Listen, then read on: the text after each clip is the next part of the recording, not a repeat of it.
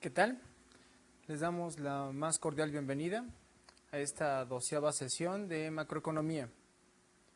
A nombre del Colegio de Empresarios y el mío propio, su servidor Marco Tulio Cisneros, vamos entonces a proseguir en esta materia de macroeconomía, ahora con teoría en la cuestión de la devaluación y con un modelo macroeconómico bien interesante utilizado por los keynesianos y también por los neoliberales, pero fue el justificante para cambiar el modelo, con ese mismo principio de ¿qué será? ¿Cómo le podríamos llamar? De desquiciamiento de la economía. Los neoliberales pudieron cambiar el modelo de uno de intervención del Estado en la economía a uno en el cual ya no participaba el Estado, como es el que tenemos hoy en día. Entonces, para comenzar, vamos a observar cuáles son los planteamientos que tenemos en esta nueva sesión. El primer punto que vamos a tocar es el de devaluación. Después vamos a continuar con las consecuencias que tiene la devaluación en la economía, sobre todo en la economía mexicana. De ahí pasamos a la relación entre inflación y desempleo. Y eso viene a colación de una pregunta que les dejé en una sesión anterior. Les había yo cuestionado que si la inflación y el desempleo tienen alguna relación. ¿Podríamos nosotros interpretar que hay correlación entre inflación y desempleo? Vamos a ver en esta sesión que sí es esta relación muy cercana y que inclusive fue el planteamiento macroeconómico más importante hacia los 60s y sobre todo en los 70s para cambiar el método, el modo de la economía. Y vamos a terminar justamente con la curva de Phillips, este modelo que aglutina el desempleo y la inflación. Acompáñenme entonces para observar cuáles son los objetivos particulares y específicos de esta sesión. ¿Qué es lo que queremos nosotros alcanzar con esta sesión? Como objetivo particular tenemos que a la conclusión del tema, el alumno comprenderá e interpretará los principales problemas macroeconómicos como es la inflación, el desempleo y la devaluación. Enseguida, como objetivos muy específicos de esta sesión, analizará el problema macroeconómico de la devaluación, distinguirá las consecuencias que ha traído consigo la devaluación y comprenderá el modelo de la curva de Phillips como una relación entre la inflación y el desempleo. Aquí sí nos vamos a meter ya con algunas cuestiones con algunas investigaciones ya de frontera. ¿A qué me refiero?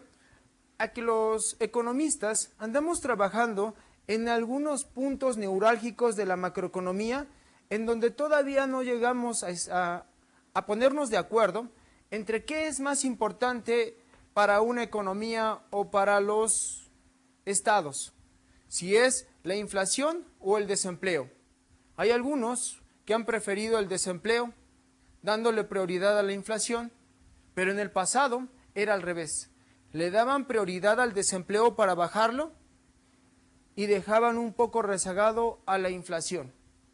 Vamos a ver ese punto de vista hasta el final de la sesión. Por lo mientras, vamos a comenzar con algunos antecedentes, sobre todo de crisis financieras. En las crisis financieras se ha visto que en cada una de ellas la devaluación ha tenido un peso muy importante.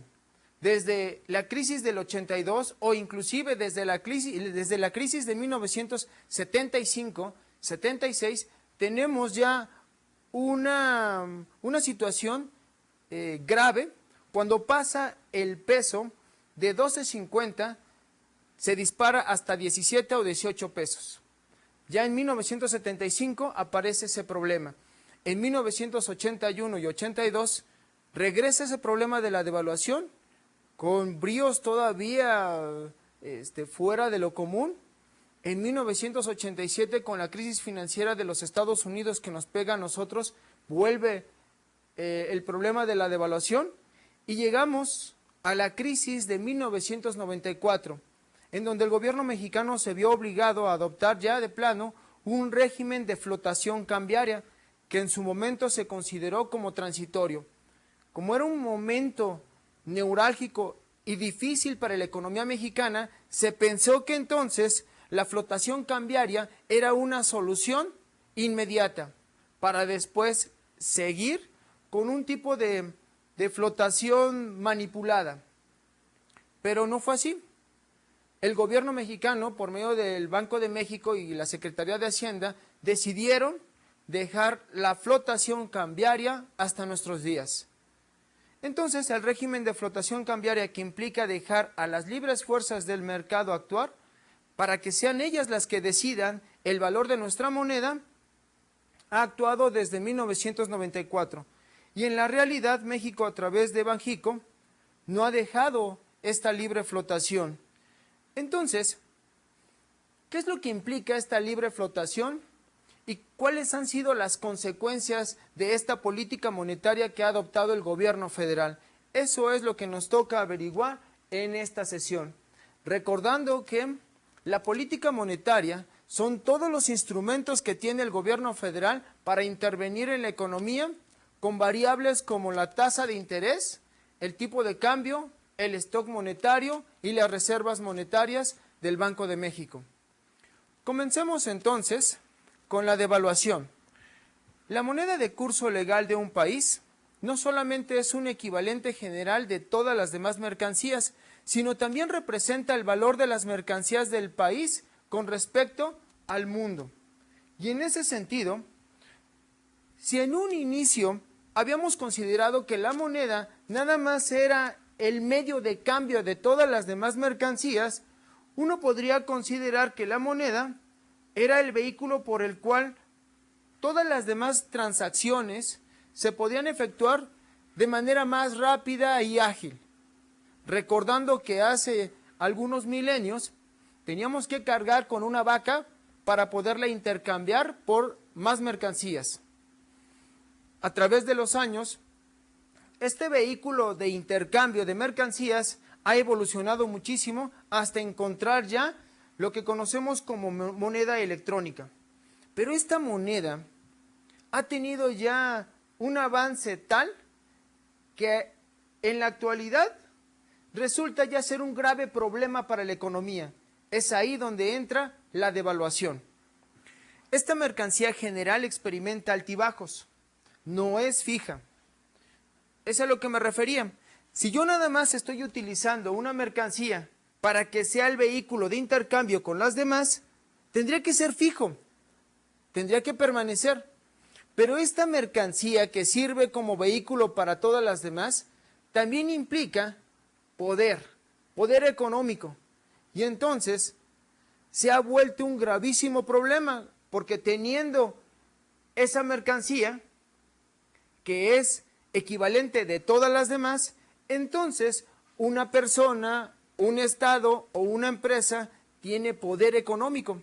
Eso es lo que quieren acumular. Y esa es otra de las cualidades de la moneda. Sigamos para entender bien cuáles son los problemas de la devaluación. Esta mercancía equivalente general que tiene altibajos, cuando sube le llamamos apreciación. Cuando baja, su valor le llamamos devaluación. En el caso mexicano, en la actualidad, está subiendo su valor. Por eso es que en vez de comprar un dólar a 13 pesos o 12.50, podemos comprar un dólar a 12 pesos. Eso quiere decir que nuestra moneda está aumentando con respecto al dólar. La devaluación la hemos dejado atrás. Hacia el 2008 tuvimos una fuerte devaluación. Tan es así que se disparó hasta 15 pesos por dólar. Pero después de ese punto empezó a bajar y ha venido bajando paulatinamente. Hay una tendencia a la baja. También a ver si podemos tocar cuáles son las razones por las cuales ha venido bajando el valor del dólar frente al peso. Por tanto, la devaluación es una pérdida en el poder adquisitivo de nuestra moneda con respecto a las de los demás países, que son divisas, pero casi siempre nosotros lo hacemos con relación al dólar. Y esto va a ser muy importante, porque ustedes como futuros mercadólogos, como empresarios o futuros empresarios, van a tener que hacer tarde o temprano intercambios o algunas transacciones en dólares y tienen que observar cuál es el precio del dólar con respecto a nuestra moneda. Y ahí es en donde se darán cuenta que es muy importante la devaluación o la apreciación de nuestra moneda, porque cuando nuestra moneda aumenta, quiere decir entonces que las mercancías del exterior van a estar más baratas, pero nuestras mercancías, si vamos a exportar, van a estar más caras. Bien, continuemos. La devaluación es el aumento del valor nominal de una moneda corriente frente a otras extranjeras. La devaluación de una moneda puede tener muchas causas. Una de ellas es la falta de demanda de nuestra moneda local con respecto a la demanda, en este caso, de los dólares. Lo anterior puede ocurrir por la falta de confianza en la economía local. Esto sí, ya no ocurre. En México, los inversionistas nacionales y extranjeros parece que tienen confianza. Entonces, la parte de no confiar en nuestra moneda ha quedado atrás. Aquí ya se ha revertido esa situación y han entrado gigantescas cantidades de dólares. Como el mercado mexicano se ha inundado de dólares, les he venido platicando que son algo así como 45,000 millones de dólares, entonces nuestra moneda ha aumentado su valor con respecto al dólar que tiene inundado el mercado mexicano, sobre todo el sistema financiero. Y aquí tenemos en la pantalla un análisis bien interesante de la devaluación. Si nosotros observamos en la parte de la devaluación, desde el gobierno de Lázaro Cárdenas, tenemos en los puntos rojos devaluaciones fuertes. En algunos periodos ni siquiera tenemos devaluaciones. La moneda ha permanecido.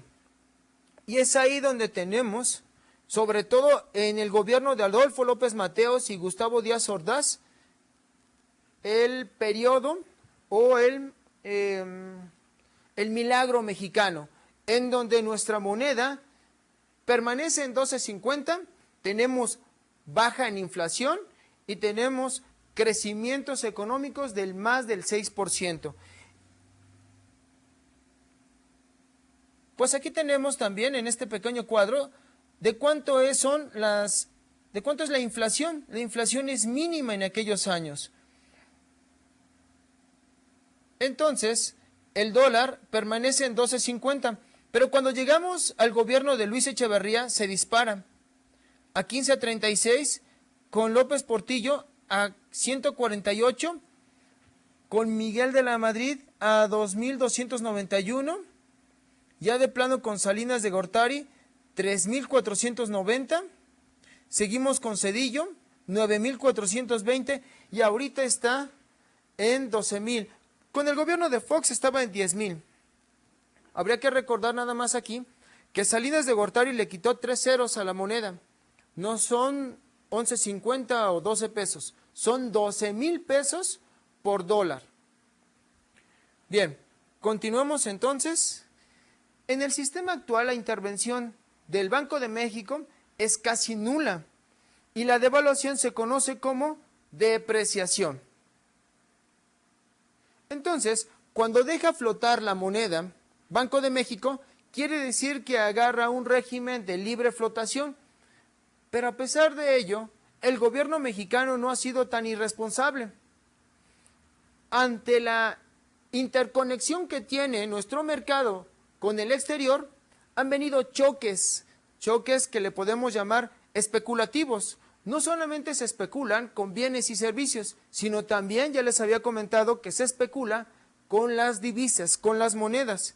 Entonces, nuestro país ha tenido varios choques, varias crisis de especulación. Les decía yo que en el 2008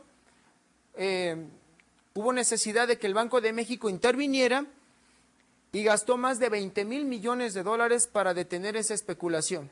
Quiere decir que inundó el mercado de dólares para que bajara su precio con respecto a nuestra moneda. Esa es una de las variables, una de los instrumentos de la política monetaria. Entonces, las monedas representan un valor y está relacionada con la riqueza de las naciones. Hay una relación. En sí la moneda no tiene un valor real, es solo representativa del país, pero si se emite más monedas de lo que se puede respaldar, en ese momento nuestra moneda puede perder poder adquisitivo.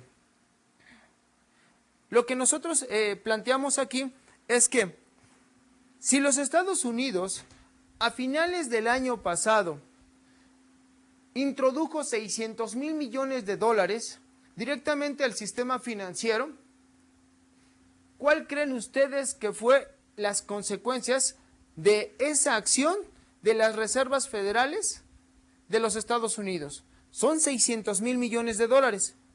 Obviamente, como se estaba inundando su mercado de dólares, se iba a depreciar su moneda. Y eso fue lo que pasó. Se supone que a nivel internacional el dólar en los últimos años se ha venido depreciando, pero es también una estrategia de política monetaria y política económica. ¿En qué consiste? Ya lo había dicho el secretario de Finanzas, el secretario de Brasil, también el año antepasado, en donde él mencionaba una guerra de divisas. Si nuestra moneda es más barata, quiere decir que nosotros estamos incentivando a nuestras exportaciones.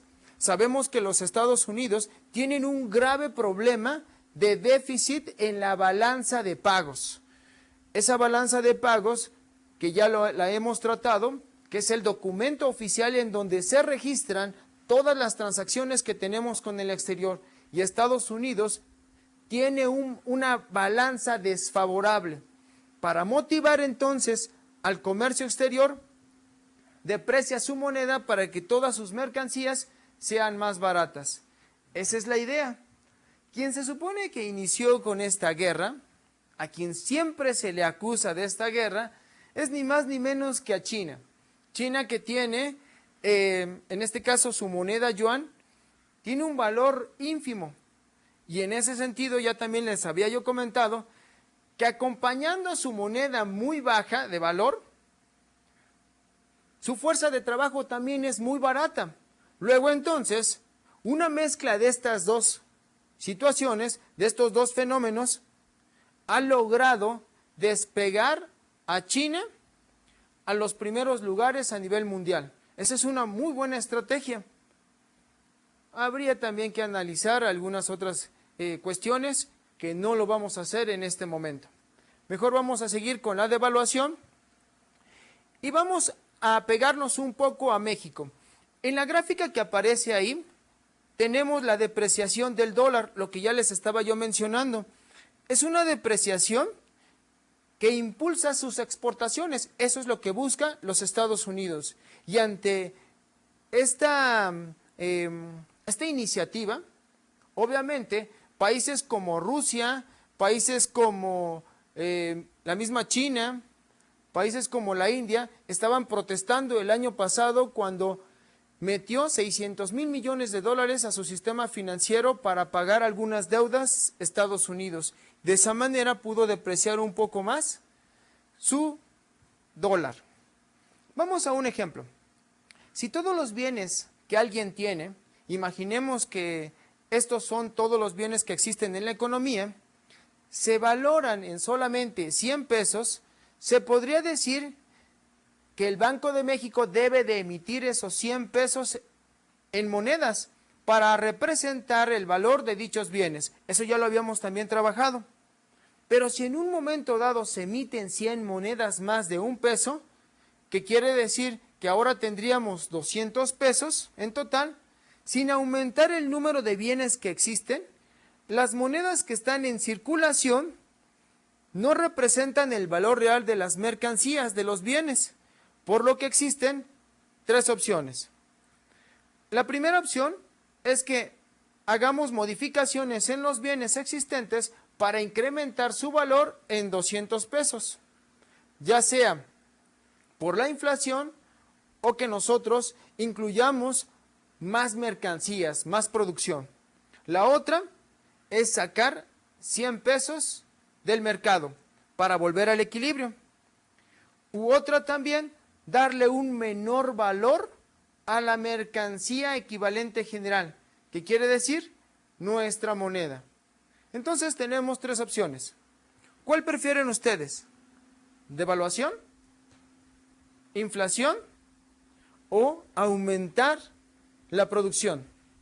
Tenemos esas tres opciones. ¿Cuál escogerían ustedes? ¿Podría ser la devaluación?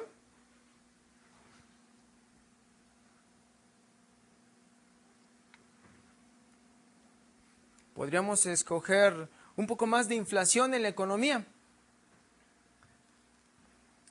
Es verdad, el dilema está muy sencillo. Habría que incrementar 100 pesos más la producción para que los 200 pesos que hay en la economía sean el equivalente de los 200 que hay en producción. También ahí hay un esquema bien interesante. Cuando los gobiernos neoliberales plantean que no pueden emitir más cantidad de dinero del que representa la economía, estamos hablando de un falso dilema.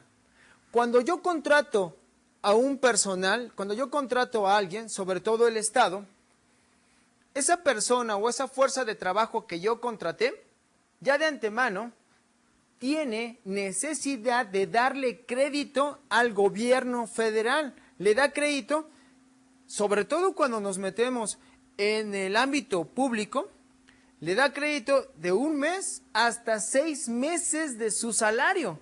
O sea, cuando el gobierno federal ya emite esa cantidad de dinero que es el pago por el factor trabajo, obviamente el obrero, el empleado federal ya devengó con creces ese dinero. Inclusive podríamos nosotros plantear que si no se le pagó en 3, 4, 5 o 6 meses, quiere decir que hay un desequilibrio. Ahora ese desequilibrio es al revés. Porque ahora va a resultar que la producción va a ser mayor que el dinero que se emite en la economía. Aquí vamos a tener un porcentaje inferior del dinero, porque el empleado federal ya trabajó por espacio de 5 o 6 meses. Luego entonces, ¿dónde podría estar la falla en el modelo si nosotros incorporamos a más trabajadores? Pero obviamente este modelo es muy simple. Lo interesante de este es que cuando nosotros incorporamos a más personas, imaginemos que los incorporamos en algunos sectores estratégicos que permitan bajar el precio de las mercancías. Uno de los sectores estratégicos, obviamente, es el energético. En el energético, ya les he comentado que nuestro país tiene un potencial muchísimo mayor del que ahorita está manejando. Algunos investigadores plantean que Comisión Federal de Electricidad trabaja más o menos al 30% de su potencialidad total, o sea, de lo que podría producir como energía eléctrica, al 30%. O sea, si ponemos a funcionar al 100% todas las hidroeléctricas, toda la industria eléctrica en el país, podríamos producir 3 veces más de lo que tenemos ahorita. Sin embargo, ha venido bajando su producción. Ese es un asunto más bien que raya en otras cuestiones, ¿no? Pero ahí nosotros podríamos incorporar a más personas para investigar, para poder darle al pueblo de México energía eléctrica más barata y además renovable. Que sean fuentes renovables, fuentes de desarrollo sustentable. Energía eléctrica limpia.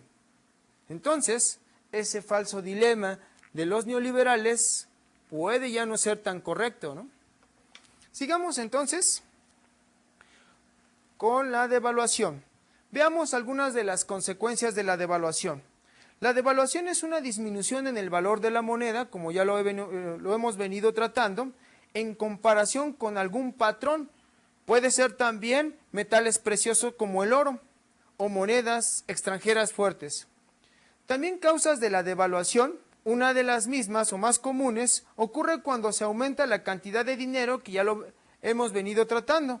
Otra causa puede ser cuando por ley se le otorga un nuevo valor a la moneda o cuando existe una menor demanda de la misma, que ya también lo vimos. Entonces, una moneda de menor valor hace más costosas las importaciones. Hace falta una mayor cantidad de la divisa nacional para comprar divisa extranjera y por lo tanto importar bienes y servicios. En ese sentido, este país está importando, está comprando alimentos del extranjero en gran cantidad. De cada alimento, de cada 100 pesos que nosotros gastamos en alimento, aproximadamente el 54%, pongámosle el 50% de los alimentos que nosotros consumimos vienen del extranjero. Ni siquiera tenemos autosuficiencia alimentaria. Pero en un momento dado, cuando se viene apreciando nuestra moneda, y quiere decir que la moneda extranjera se viene depreciando porque es una relación contraria, quiere decir entonces que el maíz de los Estados Unidos está siendo más barato para nosotros, porque está cotizado en dólares y el dólar viene, no en picada, pero viene disminuyendo. Eso podría entonces motivar no las exportaciones, porque este modelo es exógeno. Este modelo abierto hacia afuera plantea un desarrollo de las exportaciones, pero con esta apreciación, aumento de nuestra moneda y disminución de la de Estados Unidos, estamos motivando a la importación. Además, una devaluación hace disminuir la confianza en la moneda nacional y en la economía en general. Esto no está ocurriendo ahorita, un caso excepcional. Una devaluación también provoca inflación. Pregunta, ¿cómo es que provoca la devaluación inflación? ¿Cómo podría provocarla? Ustedes, siendo futuros empresarios, ¿cómo podría provocar inflación la devaluación?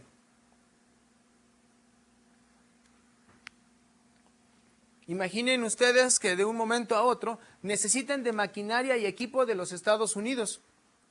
Si nosotros tenemos una fuerte devaluación, quiere decir que nuestra moneda con relación a la estadounidense va a caer. En ese momento, cuando cae, la moneda se hace más grande de la de los Estados Unidos. Luego entonces, esa maquinaria y equipo que antes nos costaba, imaginemos, $5,500, esos $5,500 con relación a nuestra moneda anterior podrían ser, imaginemos, 55,000 pesos. Pero ante la devaluación se va a disparar el precio de esa maquinaria y equipo y ya no nos va a costar 55,000, nos va a costar 60 o 70 mil pesos. Es por eso que la devaluación también implica inflación. Aquí tenemos una evaluación del peso mexicano que va desde el 2003 hasta el 2011. Tenemos una pequeña caída y ya empieza una recuperación en la evaluación del peso. Siguiendo, ahora vamos con otro tema. Dejemos un poco la devaluación, que es un tema bien interesante y obviamente tiene muchísimas aristas, y pasemos ahora a la relación entre la inflación y el desempleo. La inflación y el desempleo ya lo tocamos. Ahora ya nada más lo vamos a incorporar en un modelo bien interesante. Se llama curva de Phillips. Se introdujo a partir de los datos de la economía norteamericana de principios de la década de los 60, al colocar en un eje de coordenadas abscisas a la tasa de desempleo. De este lado, desempleo, y de este lado, inflación. A un neozelandés se le ocurrió, ¿habrá alguna relación? Y empezó a poner en cada uno de los años, empezó a poner si tenía alguna relación la inflación con el desempleo. Este es un modelito bien interesante. Ahora lo vamos a hacer con el plumón rojo. Si nosotros nos imaginamos que hacia los 60 la economía estadounidense empezó él a manejarlo por puntos. Lo voy a poner con puntos grandes para que ustedes lo puedan observar.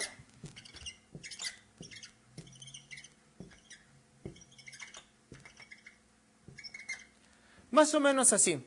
Y de este lado teníamos al desempleo.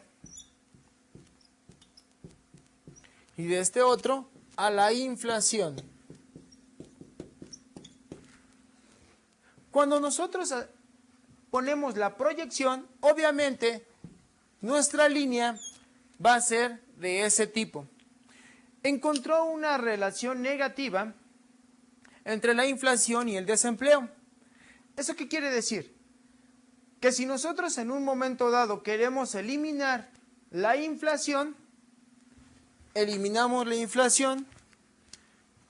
¿A qué les gusta? ¿Al 2%? Entonces, nuestro desempleo se va a disparar, imaginemos a un 15%. O el caso contrario. Si nosotros quisiéramos eliminar el desempleo,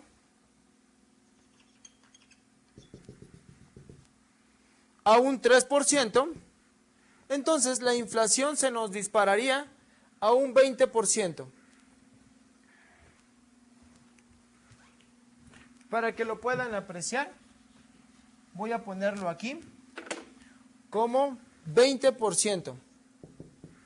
Y aquí viene el dilema. ¿Qué prefieren ustedes? ¿Inflación, que se encuentra de este lado? ¿O desempleo? Si ustedes fueran los presidentes de este país, ¿cuál sería su decisión? ¿Por qué optarían? Si ustedes trabajaron con la política neoliberal, obviamente que van a preferir disminuir la inflación. Si trabajan con Keynes y los neokeynesianos van a preferir disminuir el desempleo. En lo personal, cuando quisimos disminuir el desempleo, también se disminuyó un poco la inflación. Ese es el punto más interesante de nuestra sesión de hoy. Vamos a observar cómo la curva de Phillips, que originalmente era una relación negativa entre inflación y desempleo, lo que no quisieron ver los neoliberales es que ese falso dilema desapareció y se convirtió en una curva de Phillips plana. Y aquí vienen otras preguntas, pero no antes de seguir.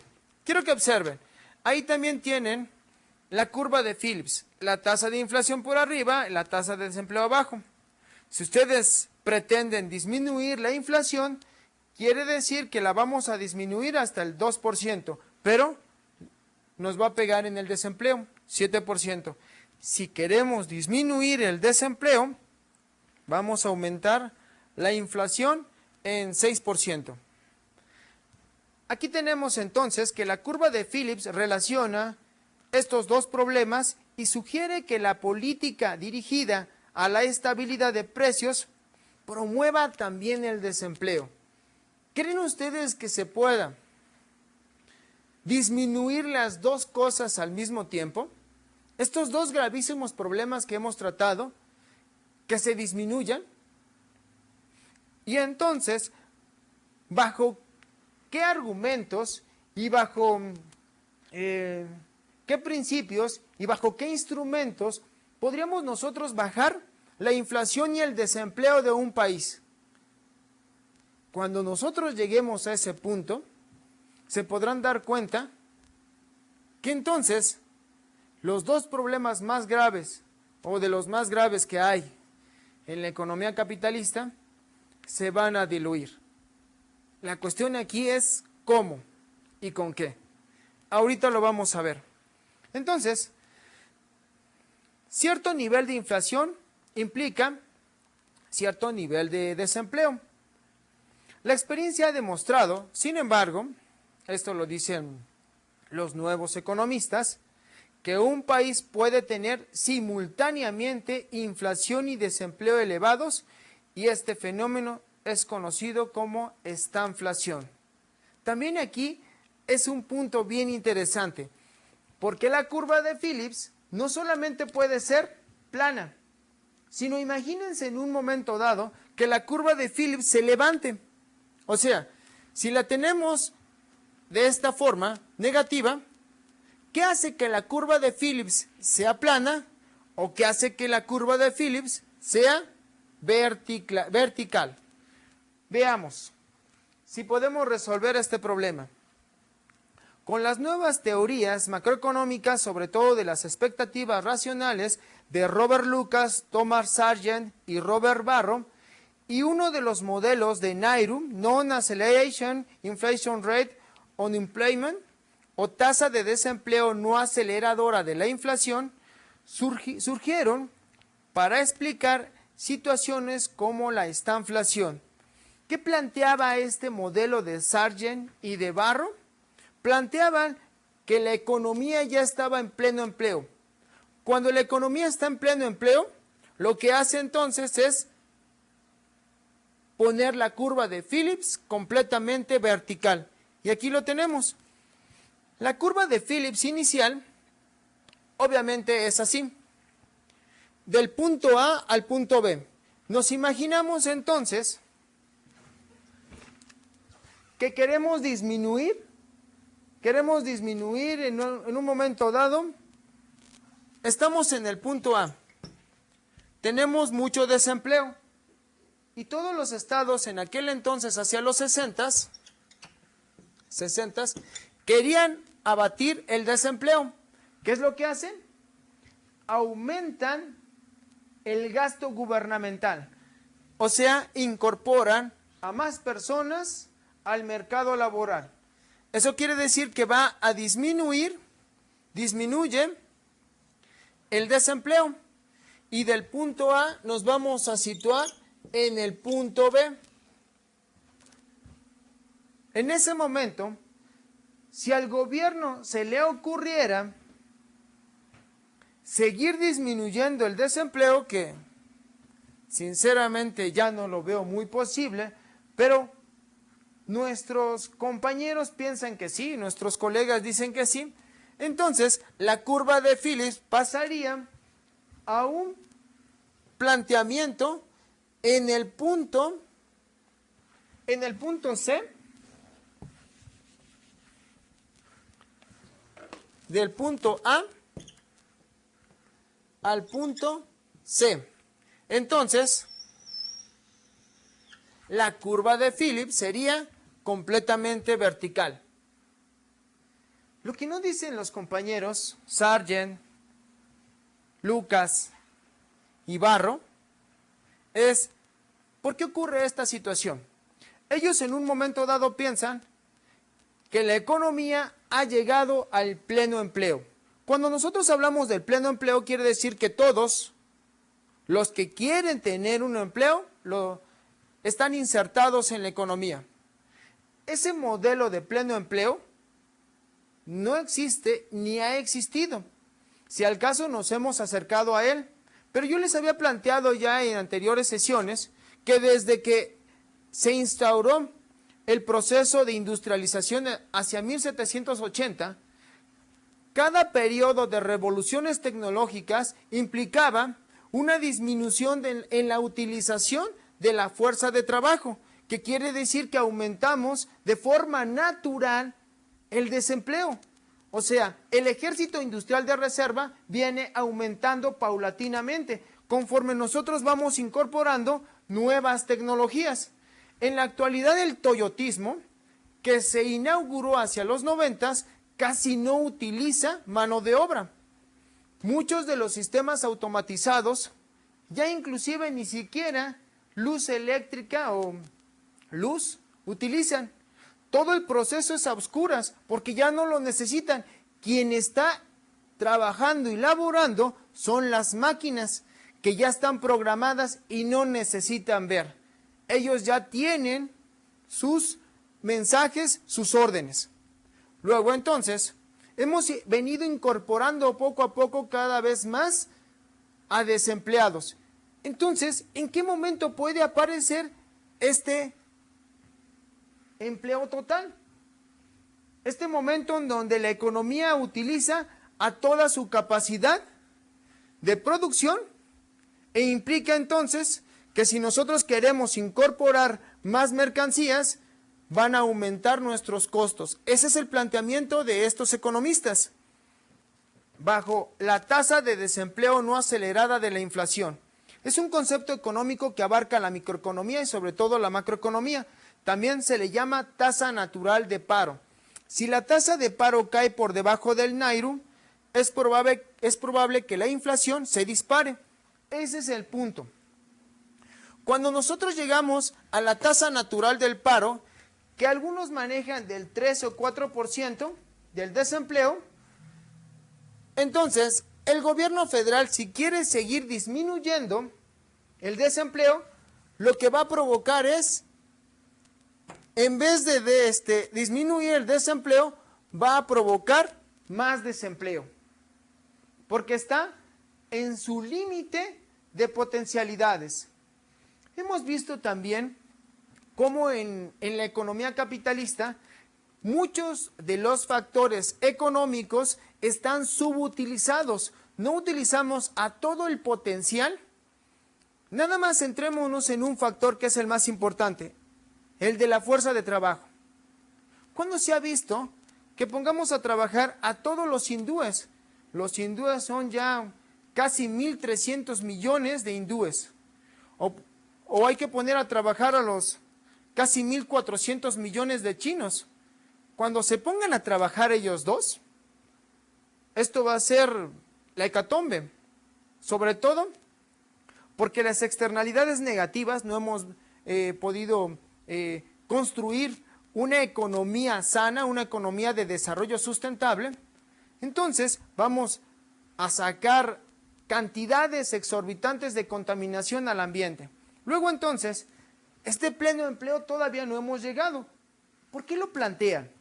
¿Cuál es la razón de plantearse un punto en donde ya utilizamos todas nuestras capacidades?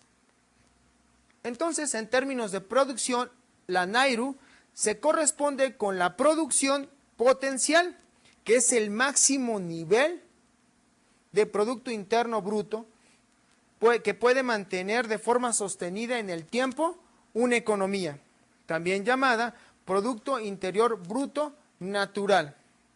Este punto nunca hemos llegado. A donde sí hemos llegado, y llegamos en los 70s, y esa puede ser una de las causas de que se levante la curva de Phillips, es que cuando estamos en los 70s, efectivamente, no estamos trabajando en el potencial de la economía, pero sí estamos trabajando al nivel de saturación de los mercados. Ese es el punto principal. Imaginemos que en un momento dado, como sabemos que el mercado no se dirige por medios de planificación, cada uno de los empresarios decide cuánto, cómo y dónde producir. Entonces, en ese momento, siguiendo sus propios intereses, va a llegar el grado en donde los mercados nacionales se van a saturar. Y esa saturación sí puede provocar entonces que la curva de Phillips se levante. Pero ese es el punto en donde conocemos a ese fenómeno como estanflación.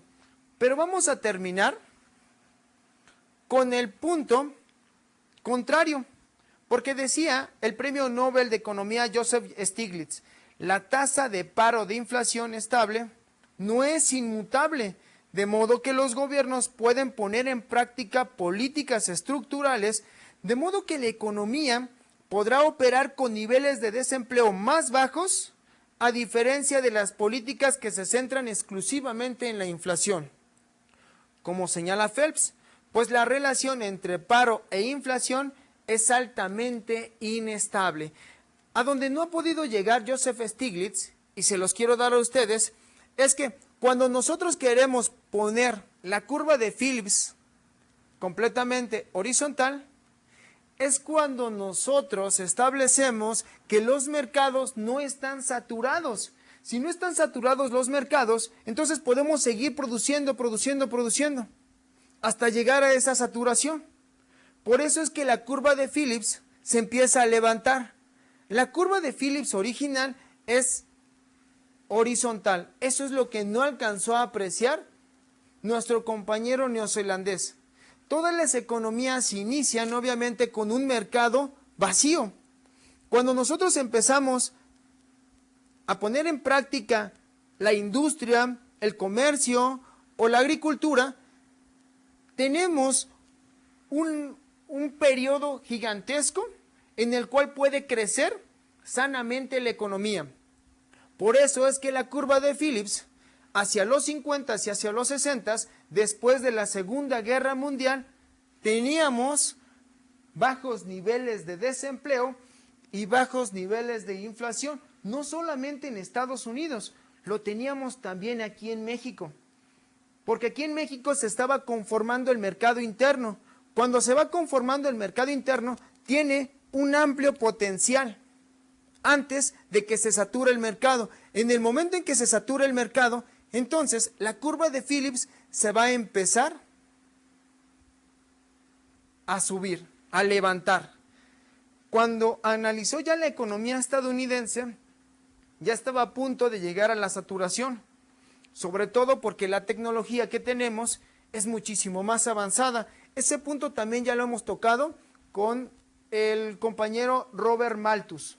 Robert Malthus decía que íbamos a llegar al hambre total porque la población crece geométricamente y los alimentos solamente aritméticamente. Ahorita ya sabemos que no es así y lo podemos observar en la saturación de los mercados. Pues bien, resumamos esta lección. Y bien, en la primera parte trabajamos con la devaluación. Seguimos con las causas y consecuencias de la devaluación.